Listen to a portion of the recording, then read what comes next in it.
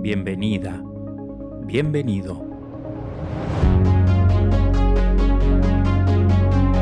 Qué difícil es saber cuánto nos valoramos. Deberíamos dudar de nuestra autopercepción, porque muchos de los juicios que hacemos sobre nosotros mismos son falsos. Aprendimos a contarnos nuestra propia historia, y esta no es fiel a la realidad, sino que está distorsionada. Por ello, lo que creemos ser no es lo que somos. Entonces, ¿es posible llegar a una justa autoobservación? ¿Es posible percibir mi grado de bienestar conmigo mismo? ¿Cómo puedo mejorar mi autoestima en lo concreto? Si otros no me cuidaron o no me valoraron lo suficiente, ¿cómo puedo autoeducarme y cambiar este rumbo? De todas estas preguntas me ocuparé en este 5º episodio. Soy Gustavo Vega y este espacio es Viaje a mí mismo, porque cada 2 semanas te propondré visitar nuevos paisajes de tu alma para conocerte mejor, para aceptarte y para valorarte.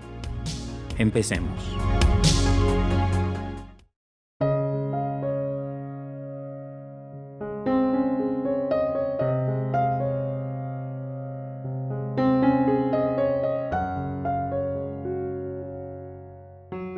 Hola, ¿cómo estás? Te propongo un nuevo viaje, esta vez con la mirada puesta en vos mismo, pero en un aspecto muy particular de vos mismo que tiene que ver con la autoestima.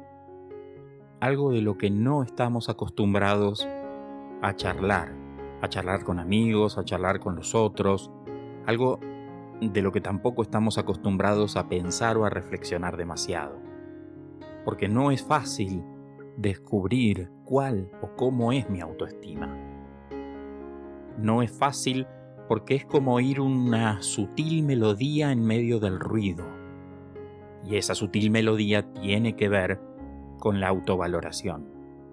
Y ese ruido tiene que ver con un nivel de estimulación, de hiperestimulación que nos rodea, que hace que sea muy difícil oír lo sutil. Estamos en una ola vertiginosa de experiencias, de vivencias, de estímulos, y es muy difícil parar todo eso para aquietarnos y escucharnos. Pero déjame contarte algo que a mí me pareció muy revelador cuando tuve la posibilidad de hacerlo. Quiero mencionarte 2 experiencias personales.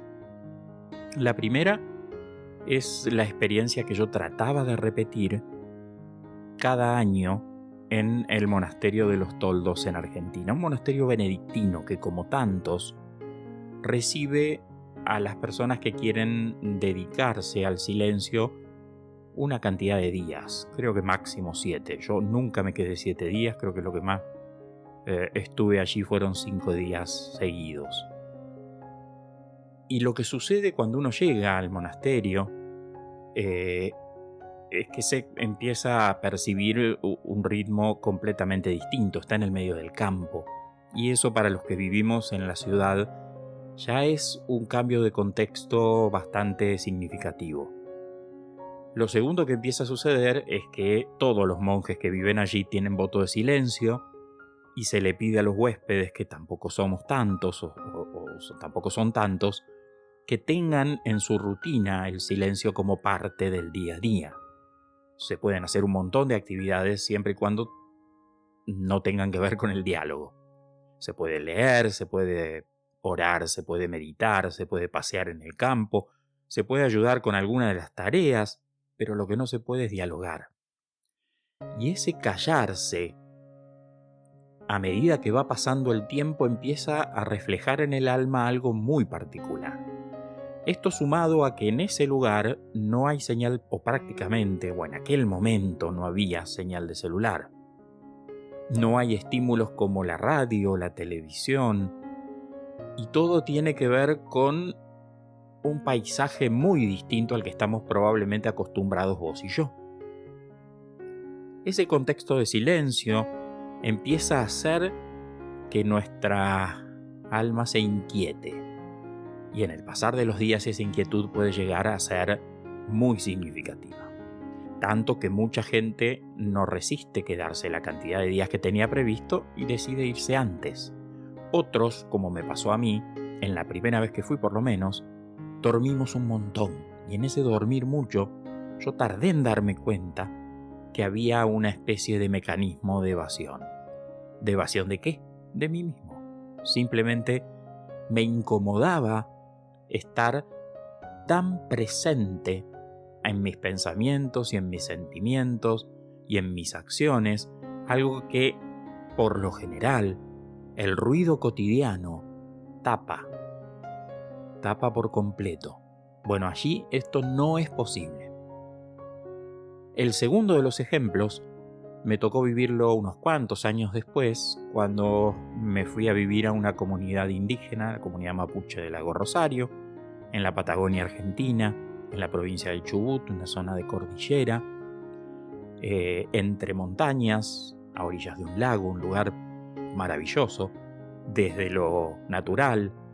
Y claro, el invierno allí es muy duro, y en las conversaciones con los abuelos mayores, muchos de ellos me decían, es que vos todavía no pasaste el primer invierno. Yo creí que se referían a un desafío climático, a que no pasé los primeros fríos. Y por supuesto el primer invierno llegó. Y cuando llegó el primer invierno llegó la mucha nieve y prácticamente la inmovilidad, tanto con un auto como con el caballo, que era también uno de los medios habituales de locomoción. Y entonces empezó a surgir algo muy parecido a lo que pasó en el monasterio benedictino. Ese silencio, ahora agregado al silencio el frío, una quietud todavía mayor, porque allí la gente en invierno prácticamente no se visita, prácticamente no interactúa ni camina, no se veía a nadie por allí. Empezó a hacer de vuelta a crear un espacio de contacto con mi interioridad. Y en futuros episodios seguramente voy a tener la oportunidad de comentarte cómo pude aprovechar ese silencio. Pero lo que tienen en común estas dos experiencias es que me hicieron reflexionar sobre lo mucho que me evado o me evadía de mí mismo. Por ejemplo, hay muchas formas de evasión para evitar sentir eso que te hace sentir un poco impuestamente ese contexto, porque eran contextos que te llevaban a la pregunta, ¿cómo estás? ¿Cómo estás con vos mismo? ¿Estás cómodo? ¿Te sentís seguro? Y cuando uno no quiere hacerse esas preguntas, empieza a hacer cosas que sirven como mecanismos de evasión. Una puede ser el que te nombraba, dormir sin necesidad de tener sueño, dormir mucho. La otra es buscar refugio en esa cosa que podríamos llamar la conectividad vacía. Empezamos a buscar en las redes sociales, que tienen bastante poco de sociales, convengamos, pero es ese mirar sin mirar, llenarnos de una actividad que quizás nos aleja de la posibilidad de tomar contacto con las cosas que tendríamos que estar preguntándonos. A veces es un comer o un beber en exceso. Muchos recurren a psicofármacos para evitar conectarse con momentos de angustia o con lo que les provoca la soledad, el silencio, etcétera, etcétera, etcétera. Por eso, una de las maneras que considero más apropiadas para descubrir la autoestima es tratar de que te generes un contexto apropiado para esto. Yo te conté 2 experiencias. Muchas veces esos retiros o esos fines de semana en soledad, en un contexto distinto, en un lugar donde hay más tranquilidad, hay más quietud. Cambiar un poco el paisaje cotidiano ayuda para crear este contexto adecuado a la pregunta ¿cómo descubrirme? ¿Cómo mirarme sin tanto ruido? ¿Cómo percibir esa melodía de lo que experimento conmigo mismo? Y la segunda pregunta que quiero hacerte tiene que ver con cómo evaluarte, cómo evaluar esta autoestima. ¿Qué miro cuando necesito hacer una especie de test de autoestima. Yo voy a proponerte 3 categorías que puedas explorar, que me parece que son fáciles de explorar y ya empiezan a darnos un montón de elementos de los que necesitamos para poder trabajar después. Te nombro las 3 y vamos a tratar de detallar un poquito cada una de ellas. La primera de las cosas a explorar es el propio cuerpo. La segunda es la personalidad. Y la tercera es la vida, nuestra propia historia. Y en los 3 casos hay 2 preguntas para hacerte.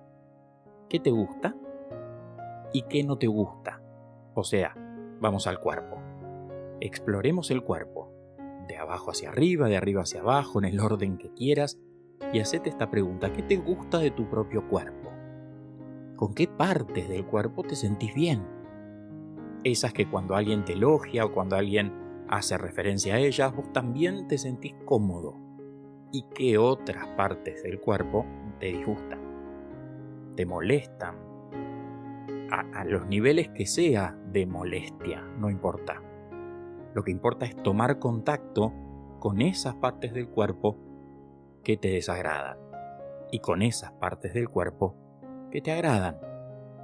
Una vez que tengas explorado esto, que hagas un checklist, que agarres tu bitácora de viaje y empieces a anotar, hacé lo mismo con la personalidad. ¿Qué cosas de vos mismo te agradan? ¿Qué virtudes? ¿Con qué cosas te sentís cómodo? La manera de hacer ciertas cosas, tus ganas, tu empuje, cuáles son tus fortalezas, pero aquellas fortalezas que te agrada tener. Y lo mismo con las debilidades. ¿Cuáles son las debilidades que te desagradan? Porque no todas las debilidades nos provocan el mismo tipo de rechazo. Como ya mencionamos en el episodio anterior, cuando trabajábamos esta imagen del espejo y las leyes del espejo, hablábamos de que hay virtudes en 3 niveles y defectos en 3 niveles. Uno, el nivel más explícito que yo te mencioné como virtudes o defectos blancos, son aquellas que sabemos que tenemos y hemos aceptado. Y después hay un nivel que yo he llamado gris, que son aquellas que tenemos pero no nos gusta tener. Entonces, en la personalidad lo mismo. ¿Qué te gusta, qué no te gusta? Y después con la vida, con la historia de tu vida cotidiana. ¿Qué cosas te gustan? ¿Qué cosas no te gustan? Pero nada para cambiar. No estamos haciendo este trabajo para cambiar absolutamente nada, sino para tomar contacto con el deseo y el displacer, el gusto y el disgusto, para poder mostrarnos a nosotros mismos y hacer consciente estas 2 fuerzas. Con todas estas cosas estoy bien, con todas estas otras cosas no me siento cómodo. Es un diagnóstico, nada más que esto. Y en ese diagnosticarnos a nosotros mismos, van a ir surgiendo lo que yo llamo las autoetiquetas.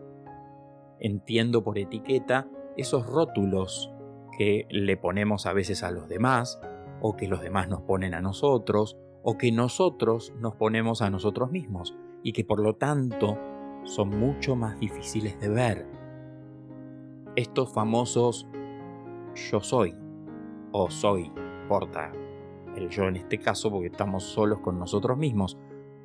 Yo soy así, o soy desordenado, o siempre fui demasiado impulsivo, o yo soy así de sincero. Como casi que suenan como justificación o autojustificación. Entonces, es muy interesante poder tomar contactos con todas estas cosas que nos decimos a nosotros mismos, o se las decimos a los otros respecto a nosotros mismos. Todos los yo soy y 3 puntos suspensivos que podamos encontrar. Y vamos a encontrar un montón de estos yo soy, que son clasificaciones que nos limitan, por supuesto. Decía un filósofo moderno Soren Kierkegaard, si me clasificas o me etiquetas, me niegas. Y lo quiero decir, pero ahora en primera persona. Si me clasifico o me niego, o me etiqueto, me niego. Si me clasifico o me etiqueto, me niego. Niego una parte de mí, porque yo no soy todo eso. Y acá el problema tiene que ver con el verbo ser. El problema es decir, yo siempre fui así, o yo soy, como si todo mi ser tuviera que ver con el desorden, con la impuntualidad. Yo soy impuntual. No, estás impuntual.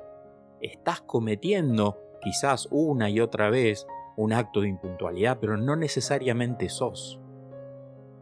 En este juego entre empezar a cambiar el verbo ser y pasar al estar, o al esta vez fue así, empezar a quitarle la fuerza de la generalización, empieza el trabajo con la autoestima. Empieza el trabajo de desarmar todos estos nudos que tienen que ver con lo que te decía en la introducción, las historias que te contás a vos mismo. Esto que nos contamos a nosotros mismos, que somos de esta manera, de determinada manera, todas estas etiquetas que nos ponemos. Y que por supuesto se pueden cambiar, se pueden transformar, pero como nudos, primero hay que empezar a aflojarlos, porque probablemente sean nudos que tienen muchos años, y que se le va a necesitar, por lo tanto, todo un trabajo de aflojar antes de desatar el nudo. Bien, demos ahora entonces un paso más y tratemos de comprender de dónde ha surgido nuestra autoestima, cómo es que se construyó mi propia autoestima, lo que hoy es la valoración de mí mismo.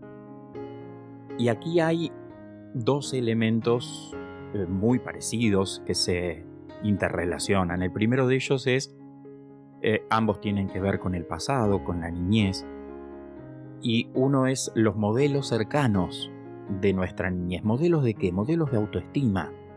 El niño pequeño tiene la gran habilidad, casi diría que es una maestría, de imitar absolutamente todo lo que ve.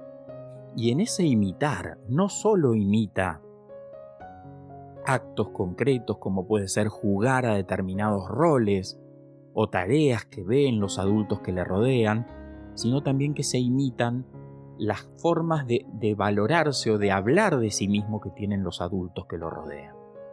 Entonces, una de las preguntas que también puedo hacerme después de haber empezado a diagnosticar cómo veo o cómo estoy con mi autoestima es esto de cómo fueron los modelos de autoestima en los que crecí. Cómo era la autoestima de mi madre, cómo era la autoestima de mi padre o de los adultos que me educaron, abuelos, tíos cercanos, padrinos, madrinas, hermanos mayores, menores, pero sobre todo mayores, porque es más modelo un hermano primogénito con respecto al menor que un hermano más chico. Probablemente hemos imitado mucho más a las personas mayores, maestros, profesores. Y el segundo aspecto tiene que ver con la valoración que ellos hicieron respecto a nosotros, a partir de las cosas que formaban parte del mensaje que recibíamos de ellos. Hemos sido valorados o hemos sido criticados. O quizás debiera decirte esto de hemos sido criticados constructivamente, hemos sido estimulados, hemos sido reconocidos, o hemos sido criticados negativamente, destructivamente a veces. Y quiero ponerte un ejemplo.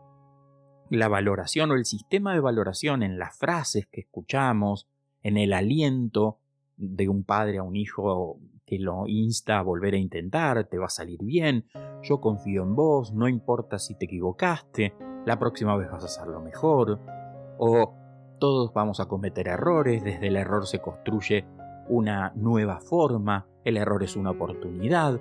Esta mirada, que puede ser positiva o puede ser negativa, todo lo contrario de lo que te acabo de decir, es la que construye en tiempos antiguos, por lo menos en Argentina, yo soy argentino, aunque ahora estoy viviendo hace ya varios años en Italia, en tiempos de mi madre y de mi padre, por lo menos en Argentina, existía una caja de ahorro. No se ahorraba demasiado, y menos ahora, con la situación tan difícil que está viviendo el país hace ya muchos años y cada vez lamentablemente peor. Pero esta caja de ahorro era una manera de construir, de tener algo para cuando se crecía poder disponer de determinado caudal de dinero. Y los padres o los mayores le daban a través de un sistema de estampillas o de dinero algo que iba construyendo esa caja de ahorro. Bien, imaginémonos una caja de ahorro, una especie de cuenta corriente para el niño. Si la autoestima conforma esa caja de ahorro, por cada imagen positiva, cada uno de nosotros ha recibido una moneda, en el equivalente a la moneda de tu país. Peso, un real, un peso mexicano, un dólar, un euro, lo que quieras ponerle, uno, por cada cosa positiva. El problema es que no hay una simetría respecto a las cosas negativas. Así como cada cosa positiva te daba un peso, cada vez que había un comentario negativo, se te quitaban 10 pesos. Con lo cual, por cada cosa negativa que se le dice a un menor, pienso en un maestro a un niño pequeño o a un padre, madre respecto a su hijo, se necesitan después 10 estímulos positivos para equilibrar. Y el tema aquí es muy delicado, porque era difícil hacer crecer esa caja de ahorro, porque había que tener adultos muy positivos para que esa caja de ahorro crezca. Y esa caja de ahorro, cuando fuimos creciendo, conformó de alguna manera nuestro capital de riesgo, por decir así. Cuando uno quiere hacer después en la vida una inversión o tomar una decisión, no es lo mismo tener la sensación de que tiene un respaldo. Lo estoy poniendo en lo económico, pero imagínate que esto también es, y sobre todo, un respaldo afectivo. No es lo mismo sentir que uno tiene un respaldo económico en una caja de ahorro para decir voy a empezar un negocio nuevo que nunca empecé, me voy a arriesgar, pero sé que cuento con ese recurso que me sostiene. Es muy distinto a una persona que siente que esa caja de ahorro la tiene en negativo o vacía.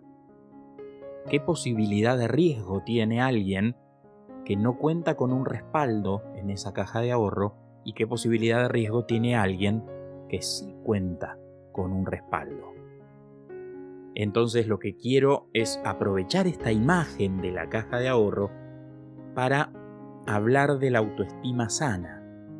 Una caja de ahorro abundante porque fue construida con sucesivas valoraciones positivas, estímulos, refuerzos, es una sana autoestima. Y eso se traduce en un sano bienestar o una sensación de profundo bienestar conmigo mismo. Cuando la caja de ahorro está vacía o tiene muy pocas monedas reunidas allí, entonces aparecen dos posibilidades.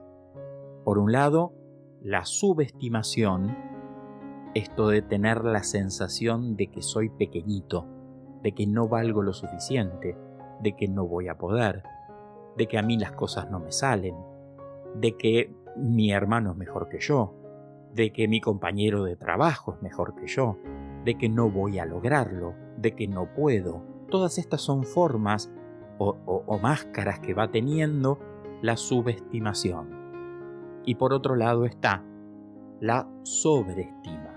En vez de sentirme pequeñito, me siento un gigante, me siento desproporcionadamente grande respecto a los demás. Y esta no es más que la otra cara de la misma moneda. Es un mecanismo de compensación que hace que yo tape mis dudas, mis inseguridades, mis angustias, las oculte con una especie de armadura que hace que me muestre hacia el otro o hacia el mundo mucho más fuerte de lo que en verdad soy. Una armadura que si le quito o me quito, me voy a encontrar con toda esa debilidad y vulnerabilidad que estaba tapando. O sea, son dos caras de la misma moneda y las dos tienen las mismas causas detrás. Cómo se ha construido una persona con una baja autoestima o con una sobreestimación demasiado grande, valga la redundancia. Y acá quiero citar quizás dos elementos que tienen que ver con cosas que suceden todo el tiempo. Sensación de abandono, sensación de no sentirse querido, estas heridas que dejan, por ejemplo, muchas veces las adopciones no cuidadas, no haber sido querido cuando llegué al mundo. No hablo de no haber sido buscado, sino de no haber sido querido. Muchos padres tuvieron esta primer sensación de que este hijo que llegaba era más una molestia que un regalo, que una bendición. Y todas esas huellas, que son huellas primordiales, afectan en la sensación de autoestima probablemente muchos años, si no toda la vida, si no se trabaja. El maltrato físico, el maltrato emocional, la denigración. Vos no servís para nada, sos un inútil, a vos no te sale nada bien, siempre cometés el mismo error. Todas estas sentencias destructivas que fueron robando de a 10 monedas en la caja de ahorro hizo que terminara con una caja de ahorro pobre emocionalmente, pobre de riqueza, y ahora vamos a ver de qué cosa de pobreza estamos hablando.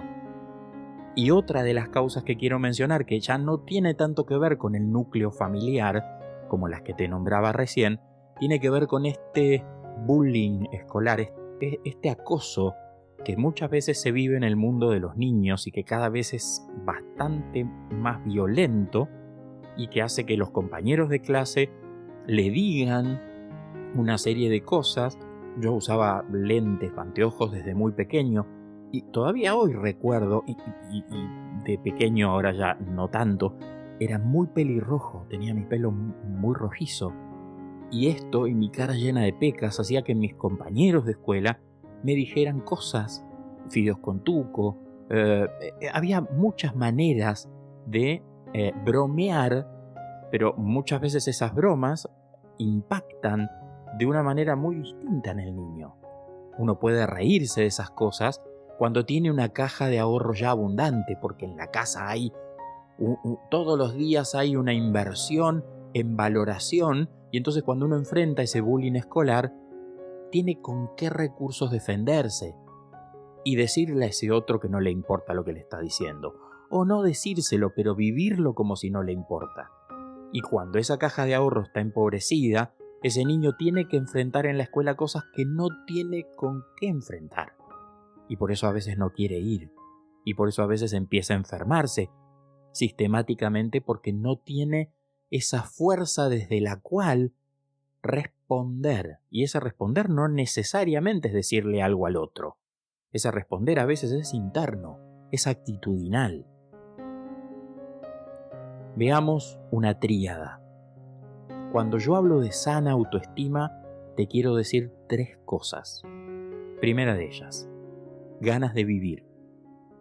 La sana autoestima tiene que ver con ese entusiasmo vital, con esa pulsión de vida, con esa fuerza con la que te podés levantar a la mañana, más allá de que te sientas cansado, enfermo, débil, con dolor de cintura, como me levanté yo hoy a la mañana, no importa. Esas ganas de vivir trascienden las cuestiones a veces del propio cuerpo. Ese entusiasmo por la vida. Esa es la primera de las patas de un trípode que tiene que ver con la sana autoestima. La segunda de las patas es la confianza en mí mismo.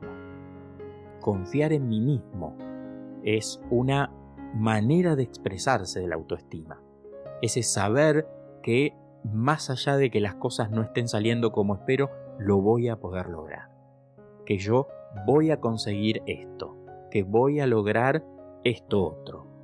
Esa confianza básica tiene que ver con la propia historia también y las heridas o no heridas en la propia historia. La tercera de las patas es el compromiso o la coherencia conmigo mismo. Comprometerme es poner todo mi ser, por eso hablo de coherencia, con lo que hago, con lo que digo, con lo que pienso, con lo que siento, porque estoy cómodo en mí. Y entonces puedo ponerme todo yo en cada cosa que vivo. Distinto es y opuesto a la palabra compromiso es el cumplimiento. Siempre me gustó jugar con la palabra cumplimiento diciendo cumplo y miento. No es por supuesto una etimología esto, pero me gusta este juego de palabras porque en el cumplimiento hay esto. Hay un cumplir hacia afuera y hay un mentirle, a veces hacia afuera, al otro, porque estoy donde no quiero estar, y a veces hay un mentirme a mí mismo porque hago cosas que en verdad no quiero hacer. En ese sentido, el cumplimiento es el opuesto al compromiso, porque en el compromiso estoy todo yo metido ahí. En el cumplimiento hay una parte de mí que no quiere estar, que no quiere decir, que no quiere sentir, que no quiere pensar. Y estas tres cosas, ganas de vivir, confianza en mí mismo y compromiso conmigo mismo, tienen que ver con lo que siempre tiene una persona que tiene buena autoestima, que es el autocuidado. Una persona que tiene autoestima sabe cuidarse a sí misma. Cuidarse significa cuidar el propio cuerpo, cuidarse significa cuidarse de las relaciones tóxicas alrededor de uno, cuidarse significa saber qué cosas son nutritivas para mí y qué cosas no me alimentan y debería alejarlas o por lo menos que estén lo más lejos posible de mi vida o de mi día a día. Hasta aquí pudimos trabajar y pudimos ver o ir viendo varias preguntas. Nos queda una, la última, que es ¿cómo mejoro mi autoestima? ¿Cómo la trabajo? Que quizás es la pregunta más concreta y aquella que te hizo tomarte el tiempo y el trabajo de estar escuchando todos estos minutos de cosas que quizás también sepas, pero te falta ese elemento concreto de por dónde empezar a transformar, ahora sí, a cambiar aquello que es posible cambiar de nuestra manera de querernos, de valorarnos. Y te quiero en este paso, en este último momento, destacar 4 cosas que para mí son muy importantes a la hora de trabajar la autoestima. La primera de ellas es identificar los pensamientos negativos. Esto que te decía en el comienzo, ¿cuáles son las etiquetas? ¿Cuáles son todas esas categorías que me pongo, me impongo o me han puesto los otros y ahora yo las he tomado como dadas? ¿Cuáles son todos estos pensamientos negativos que se repiten en mi cotidianidad? Y una vez que los tengo identificados, desafiarlos. Desafiarlos no es imponer otra cosa a la fuerza, a la manera de cambiar un pensamiento negativo por otro positivo. De estos nos vamos a ocupar en algún momento y vamos a tratar de reflexionar acerca de cuán eficaz es o no esta positividad impuesta cuando en la personalidad a veces domina cierta negatividad respecto a las historias que nos contamos. Desafiarlos acá significa tratar de empezar a aflojar los nudos. Y aflojar los nudos no es un giro de 180 grados en la actitud y pasar de tener juicios negativos a tener ideas positivas de mí mismo. Aflojar los nudos es cambiar el soy por el estoy. Es dejar de decir soy esto, soy impuntual, soy desordenado, soy todos los que vos quieras poner allí.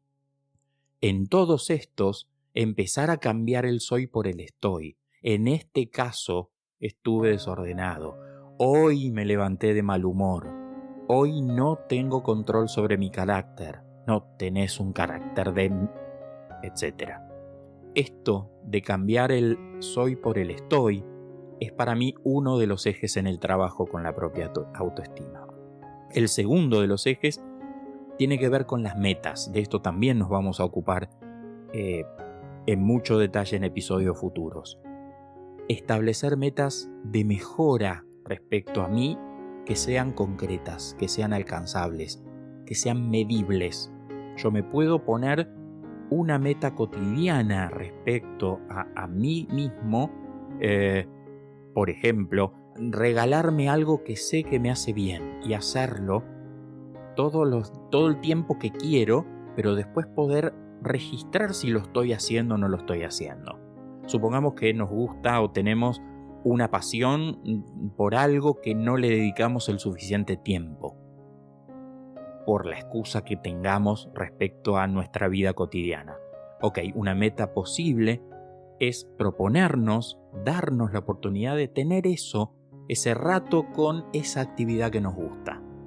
Sea escuchar música, sea pasear con el perro, sea compartir con más tiempo con hijos, pareja, etcétera, etcétera, etcétera. Un hobby, una actividad que nos apasiona y que no le estamos dedicando tiempo porque nos parece que no corresponde en este mundo cotidiano con tantas cosas importantes para hacer. ¿Cómo me voy a dedicar a esto? Metas alcanzables de cosas que nos provocan satisfacción, que son medibles y que hacerlas depende el 100% de nosotros mismos. O sea, que para poder concretar esa meta no tiene que darse todo un contexto apropiado. No tiene que el universo entero acomodarse en condiciones favorables para que yo lo logre, sino que todo lo que tengo que hacer lo puedo hacer yo solo. Es con mi tiempo, con mis recursos, con mis posibilidades. Tercer elemento para mejorar: buscar la ayuda de los demás. Los demás, gente positiva, gente que me ayude a descubrir y a resaltar y a reconocer mis aspectos positivos. A veces es volver a encontrar esas relaciones que a veces no le dedicamos el suficiente tiempo, que verdaderamente son compañías en lo positivo. Ayudan a que yo me ponga en contacto con esa parte de mí que requiere ser reconocida, abrazada, mimada, cuidada. Eso es importante a través de los vínculos, porque muchas veces estamos en contextos, a veces laborales, a veces familiares, en donde todo el tiempo aparece la crítica, todo el tiempo aparece lo mismo que en el pasado, pero ahora en el presente, de señalar el error, de señalar lo que falta, de señalar la carencia. Entonces buscar la ayuda en otros que funcionen para ayudarnos incluso a cambiar este verbo ser por el estar. Le podemos decir a una pareja, a un hijo más grande, a un amigo, a un compañero con confianza del trabajo: ¿sabes? Cada vez que me escuches decir soy esto, ayúdame a prestar atención y a cambiarlo en el momento en que lo escuchás. Cuarta de las cosas para trabajar: apoyarnos en nuestros talentos y en nuestras fortalezas, o sea, construir nuestro lado virtuoso. Muchas veces las personas que tienen baja autoestima tienden a pensar que tienen más defectos que virtudes. De hecho, me ha pasado muchas veces en talleres, ante un ejercicio de encontrar 5 virtudes y 5 defectos, un ejercicio muy inocente si los hay, que las personas empiezan a completar la lista y tienen los 5 defectos mucho antes de tener siquiera 2 o 3 virtudes. Y me ha pasado de escuchar esto de ¿puede ser que no tengas 5 virtudes? A lo que siempre he contestado: pero ya encontraste 5 defectos. ¿Cómo es posible que no haya con la misma rapidez la mirada puesta en el lado luminoso de nosotros mismos? Esto tiene que ver con toda una cultura que a veces equivocadamente ha visto la autoestima como una manera de egolatría, de egocentrismo, de egoísmo. ¿Cómo voy a decir que me quiero a mí mismo? ¿Cómo voy a decir que tengo virtudes? Una especie de falsa humildad, porque la humildad sana, saludable, es reconocer no solo lo que tengo de negativo y mis debilidades, sino también reconocer lo que tengo de positivo y mis fortalezas, porque la humildad tiene que ver con lo que es, no con la máscara. Y lo que es positivo, pero también es negativo, o es negativo, pero también es positivo. Apoyar mis talentos y mis fortalezas significa poder tomar contacto con mi lado luminoso, y esto a veces cuesta un montón. Entonces, si me cuesta, me tengo que poner a mirar, aquellas cosas que hago bien. También puedo buscar ayuda. También puedo pedirle ayuda a alguien que me ayude, que me señale esos momentos en donde yo no lo estoy pudiendo ver. Bueno, momento de empezar a cerrar, y como cada vez que armo una propuesta para invitarte a viajar a un tema o a una parte de vos mismo, me gusta buscar, a veces no es fácil encontrar, pero en este caso sí fue fácil, porque es narrarte una historia a la que le tengo mucho cariño. Y es la historia de un hombre y de un joven que se sentía no reconocido por nadie. Le dicen a este joven que había un maestro que podía ayudarlo y decide ir a visitarlo. Se acerca y le dice: maestro, tengo un problema, pero antes de que termine de explicarle cuál es el problema, el maestro le dice: estoy muy ocupado en este momento y no puedo ocuparme de vos a no ser que me ayudes a resolver el problema que tengo. El joven se sintió una vez más no valorado, pero como quería poder contarle cuál era su inconveniente con la valoración, le dijo que lo iba a ayudar. El maestro se saca uno de los anillos que tenía en su mano y se lo da al joven y le dice: toma ese caballo, viaja al mercado y en el mercado trata de venderlo, pero no se lo vendas a nadie a no ser que te ofrezca una moneda de oro. El joven va al mercado y empieza a recorrer puesto tras puesto, y lo único que encuentra es burla y risas. Y a algunas personas que, queriendo ayudarlo, le dicen: bueno, pero esto a lo sumo vale alguna moneda de plata, una moneda de plata y algún cacharro de cobre, pero de ninguna manera una moneda de oro. Esto es imposible, no te lo va a pagar nadie. Después de haber estado casi todo el día tratando de venderlo para poder lograr que el maestro se ocupe de él un tiempo, decide volver y decirle al maestro que lo había intentado, pero de ninguna manera había logrado encontrar a alguien que valore el anillo tal y como él se lo había pedido. Y entonces el maestro le dijo: interesante esto que me estás diciendo. La pregunta será: ¿quién podrá darle a este anillo el valor adecuado? Te pido un último esfuerzo. Volvé a tomar el caballo, pero anda ahora a la casa del joyero y pregúntale cuál es el valor de este anillo, pero te diga el valor que te diga, no se lo vendas. El joven fue, y el joyero tomó, miró, se puso su lente y le dijo: decile a tu maestro que si está muy apurado para venderlo, podría darle unas 58 monedas de oro.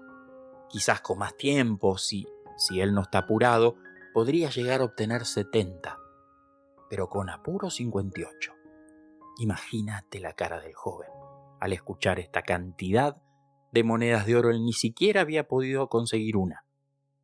Vuelve exaltado para poder decirle al maestro, y el maestro con una sonrisa le dice: sentate aquí, tranquilo.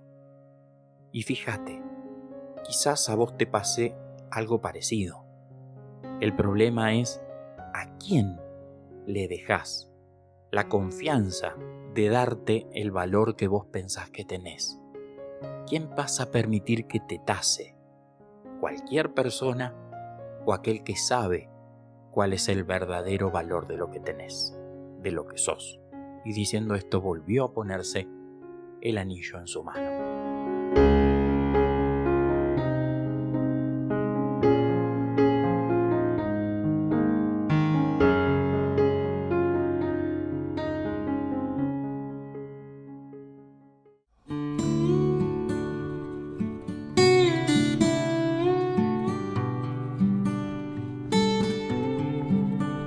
Empiezo a cerrar y te dejo, como siempre lo hago, una serie de ideas a la manera de síntesis.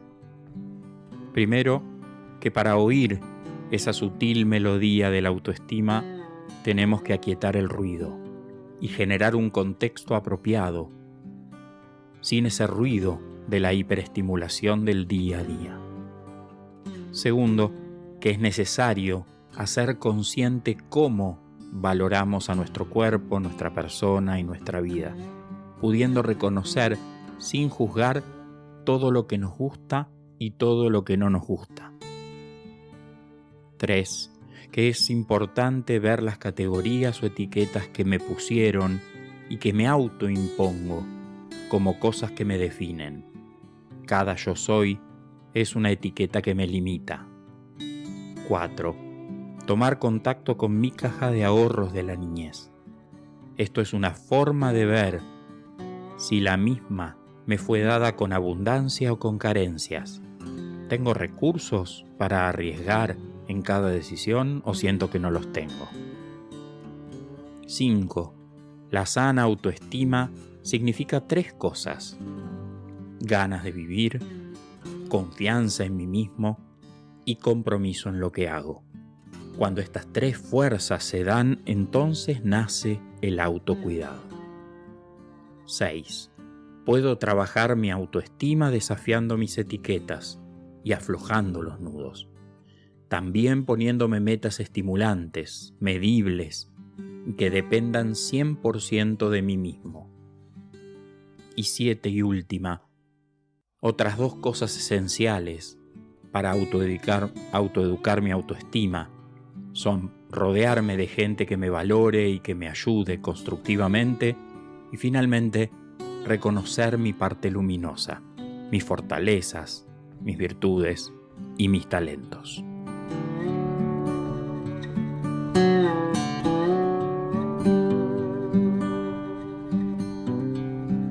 Me voy despidiendo.